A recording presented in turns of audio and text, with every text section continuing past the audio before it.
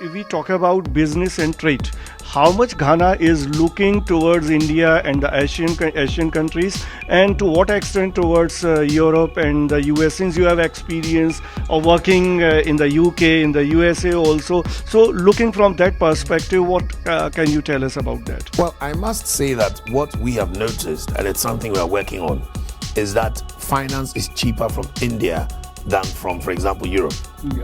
If you look at even the duration of payment, Europe will give us about 12 years, India will give us 25 years. Yeah.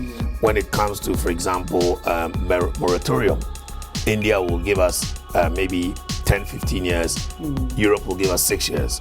When it comes to processing fee or any other kind of little fees, insurance and so on, the difference is almost 1%. Worst of all, when it comes to the interest itself, India will be doing something like maybe LIBOR plus 2 or plus 1.75, and Europe will be doing up to 8%, whilst India, the whole thing comes to less than 4%. So we are beginning to see India as partners when it comes to financing of projects, and the Indian companies to have shown penchant to be able to build very good infrastructure. At the moment, we have an Indian company, Afcons, building a $400 million project. We have other Indians who are doing FDI projects of $80 million in steel plants and so on, and many, many other things which are coming on board. In fact, the president has said that he wants an aggressive economic diplomacy engagement with India. I mean, this students from Ghana, they have good opportunities to study in India, and a lot of things are being explored, I believe in that. Yes, and the education space is something that we are taking very seriously. As I said, why are we very interested in digitization in terms of education? We want to look at communication, for example.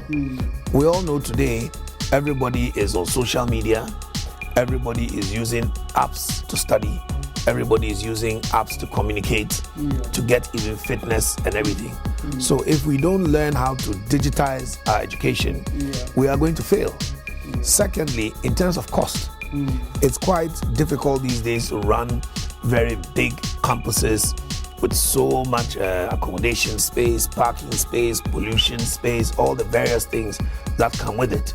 And so when you are able to give a digital sort of education, you can still spread the various campuses so that the education goes to the person instead of the person coming to the education. So what kind of infrastructure, education infrastructure you have built in Ghana, particularly, I mean, digital, keeping this digital aspect in mind, and whether you are able to cater to your own students or they are mostly going outside for their higher education and specialized education?